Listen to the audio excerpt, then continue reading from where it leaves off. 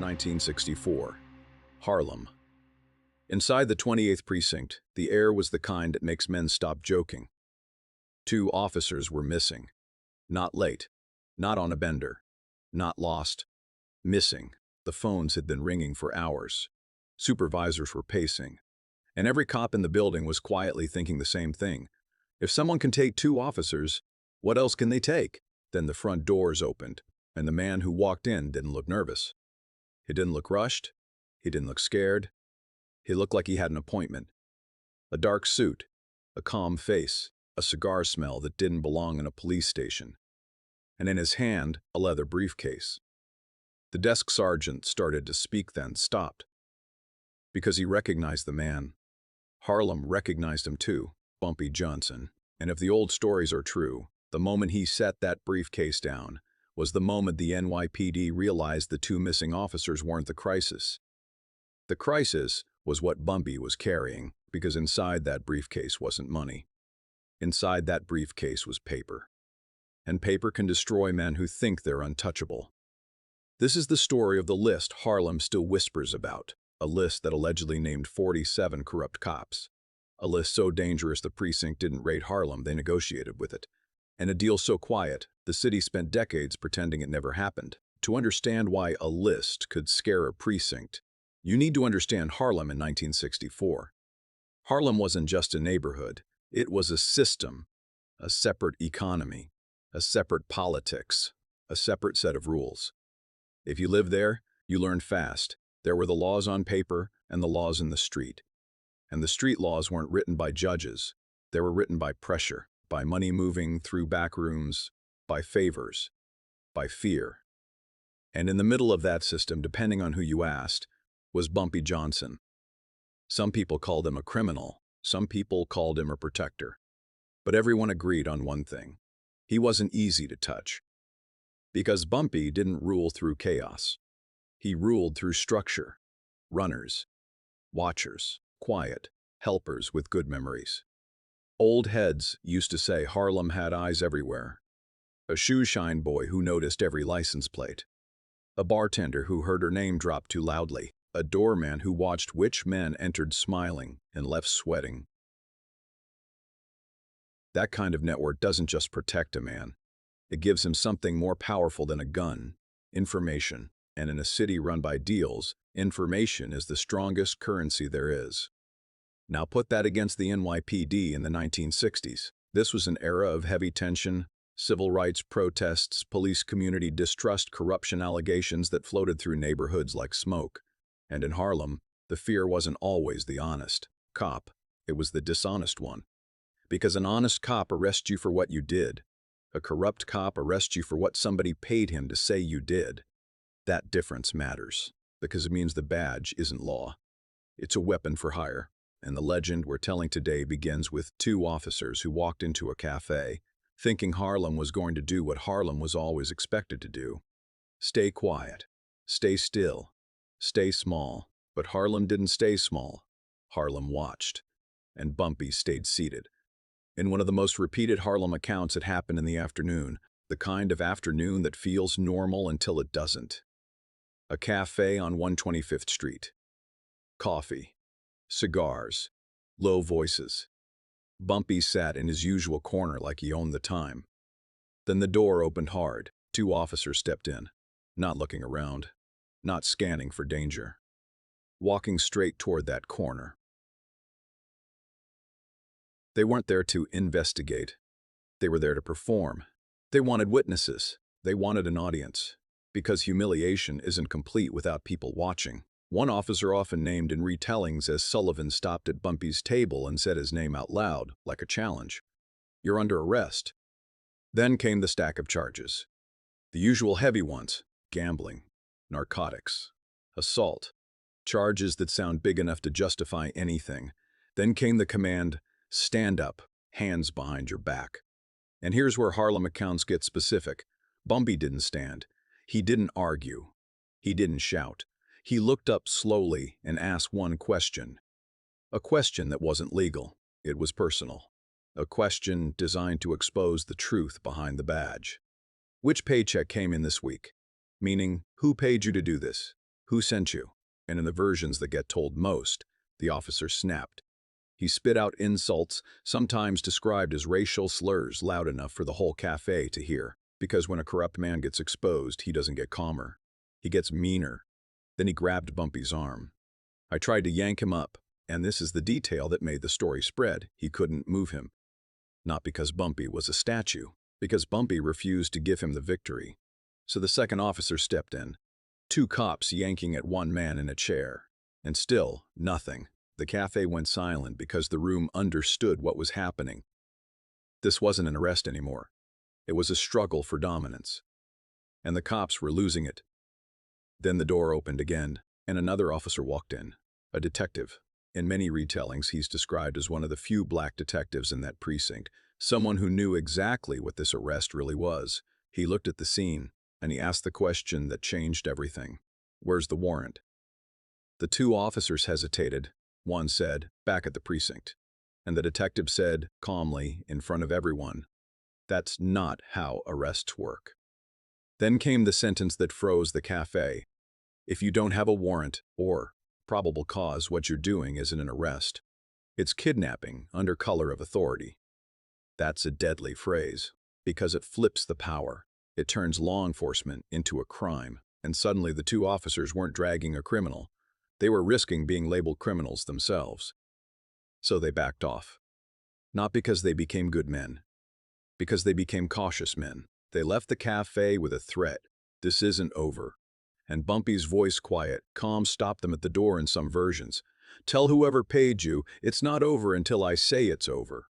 And if you believe the legend, that wasn't a threat. It was a schedule. Because what happened next wasn't loud. It wasn't public. It wasn't for show. It was for leverage. Here's what most people miss. The cafe incident wasn't the main event. It was the spark. Because the real story isn't 2 cops tried to arrest Bumpy. The real story is somebody wanted Bumpy pressured. Somebody wanted him boxed in, harassed, embarrassed, dragged downtown. And in many Harlem retellings, the name behind that pressure is the kind of name that lives in shadows of other stories. Organized crime influence, political influence, and street competition. Whether or not specific names are provable, the structure is believable. A rival wants Bumpy weakened, corrupt cops do the dirty work. The badge gives it a legal costume. And if that's true, then the cafe was supposed to send a message: we can touch you whenever we want. But the cafe sent a different message. You can't even move him in front of witnesses. That's humiliation. And humiliation is the one thing corrupt power can't tolerate. Because corruption survives in the dark. It dies in the light. So if those officers were on someone's payroll, they weren't going to walk away and forget. They were going to come back harder. More charges. More planted evidence. More probable cause magically appeared. And that's when Bumpy's system would do what it always did. Listen, watch, track. Because in Harlem, men didn't just notice guns. They noticed patterns. Cars that returned too often. Strangers asking questions they shouldn't. Faces that didn't belong. And the rumor is, once Bumpy knew those officers were working dirty, he didn't plan a fight. He planned a trap that didn't require bullets, just paper. And the legend, the timeline, is what makes it feel real. Because it moves like a clock. Day 1, the cafe embarrassment. Day 2, tension, whispering. Day 3, disappearance. First, one officer doesn't make it home. His car is found parked. No blood, no broken glass, no clear struggle. Just absence. Then the next officer disappears. Again, no chaos. No public fight. This detail matters. Because when something looks clean, it suggests one thing: control. A random street crew doesn't take cops cleanly. A chaotic operation leaves noise. But a disciplined system leaves silence. And silence is what made the precinct panic. Because now the badge wasn't protecting them. Now it was marking them. The city can ignore one missing officer for a few hours. 2 missing officers? Now the whole command chain starts sweating. Because missing officers create headlines. And headlines create investigations. And investigations create the last thing a corrupt precinct wants: paper trails. That's when the myth says Bumpy did what only Bumpy would do. He didn't hide. He didn't run. He didn't send a warning. He waited. Because he wasn't trying to win a street fight. He was trying to win a negotiation. And negotiations require one thing. Leverage you can prove. The darkest part of the legend isn't violence. It's the idea of writing. Because writing is permanent. The rumor goes like this. The missing officers were taken somewhere outside the immediate neighborhood. Somewhere quiet. Somewhere you can't call for help and expect anyone to come. And when they arrived, Bumpy wasn't screaming. He wasn't ranting. He was calm. And he gave them a simple choice. Tell the truth. On paper. Or keep lying and see how long the night lasts. In the versions told by old heads, what he demanded wasn't money. It was names. Who paid you? Who's the handler? Which supervisors look the other way? Which officers are on the take? How much? How often? For what? And then the myth says, they wrote. Pages. Confessions. Lists. And here's where the number enters the story like a ghost. 47. 47 officers allegedly named. 47 sets of secrets. 47 men who suddenly become fragile. Because the power of a list isn't that it exists. The power is that it creates fear in everyone who might be on it. And if the list also tied corruption to bigger names, that fear multiplies fast. Because then it's not just dirty cops. It's a network. And networks collapse when the right paper hits the right desk. Which is why, in the legend, the officers weren't killed. They were kept alive. Because dead men can't confirm handwriting. Dead men can't be used as bargaining chips. Dead men don't bring captains to the table. Living men do. And living men who wrote their own confessions, those men are a key to the whole precinct's nervous system. So Bumpy waited until the timing was perfect. Then he did the move nobody expects in a gangster story. He walked into the precinct. Picture this. 2 officers are missing. The precinct tense. Then the front doors open, and Bumpy walks in carrying a briefcase. Not running. Not hiding. Walking like a man delivering documents to an office. Every cop in the lobby watches him like a car crash you can't look away from. Because you don't walk into a precinct during a crisis unless you're one of 2 things. Crazy. Or in control. And Bumpy looked too calm to be crazy. He requests the captain. He's escorted into an office. The door shuts. Now the story turns into a quiet war. The captain begins with threats. Where are my men? If they're harmed, I'll bury you. And then Bumpy opens the briefcase and places papers on the desk. The captain reads, and his face changes, because the captain isn't reading an accusation. He's reading handwritten confessions. In the legend, the papers describe bribe amounts, who paid, what services were provided, who else was involved. And if those pages are real, even as copies, then the captain is holding a grenade. With no pin, Bumpy's voice stays low. Your officers are safe. Then the line that makes every system man's stomach drop. If anything happens to me, the originals go to the press. That's not a street threat. That's a political threat. That's a reputation threat. Because a precinct can survive rumors. It can't survive headlines. Not headlines with names. Not headlines with handwriting. So the captain looks at Bumpy and says what any authority figure says when they realize they're not in control. This is blackmail. And Bumpy, in the best versions of the story, corrects him. No, this is an opportunity. And then he offers the deal. Not money, not power. Silence. If this story has a core moment, it's this. Bumpy doesn't ask to be legal. He asks to be left alone by illegal policing. Meaning, stop harassing me on paid orders. Stop fabricating charges. Stop planting evidence. Stop using the badge like a rented gun. He says, do your real job if you must.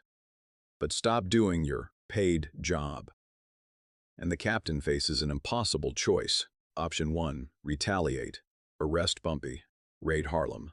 But retaliation risks the papers leaking. Option 2, negotiate. And negotiation feels like surrender. But surrender is quieter than scandal. So the captain chooses quiet, and the deal is made. In the legend it sounds like this. The officers return alive. The precinct doesn't dig too deep. Bumpy's operations face less mystery harassment. The list stays buried. It's not justice. It's not clean. It's a compromise built out of fear. Because the list wasn't a weapon of law. It was a weapon of exposure. And exposure is the one thing corrupt systems fear more than bullets. Then the officers reappear. Not in a parade. Not in a press conference. Quietly. dropped somewhere public enough to be found, alive, tired, and the official story becomes fog. Unknown parties, investigation ongoing, insufficient leads. But Harlem didn't need the official story. Harlem had the real one. Because the real story wasn't about kidnapping. It was about leverage, and how quickly power changes when the wrong men get embarrassed. The two officers in most retellings return to work different men. Quieter, straighter, because there are two types of fear. Fear of a gun, and fear of paper. A gun might kill you once. Paper can kill your entire future. Here's the deeper reason the story lasts. Even if you can't prove every detail, even if the number 47 grew through retelling, even if names changed over time, the lesson is still real. Corruption creates vulnerabilities, not moral vulnerabilities, practical ones. Because corruption requires patterns, payments meetings favor silence, and patterns create evidence. Evidence becomes leverage. Leverage forces negotiations that look impossible on the surface. That's why the list, true or not, became a symbol in Harlem. It represented the idea that a neighborhood everybody dismissed could still outthink the system that oppressed it. Not through violence, through documentation, through pressure, through knowing where the bodies, metaphorical bodies, were buried. And if Bumpy truly had such a list, even temporarily, then he didn't just win a moment. He bought time. Because for a few years after, the myth says the harassment slowed, not because the system became pure, but because the system became cautious. So what happened in the next 60 seconds? It wasn't a punch. It wasn't a gunshot. It was a man staying calm. It was an officer realizing he had no warrant. It was a room full of witnesses noticing the badge hesitate. And from that hesitation came a chain reaction, because when power hesitates publicly, it panics privately.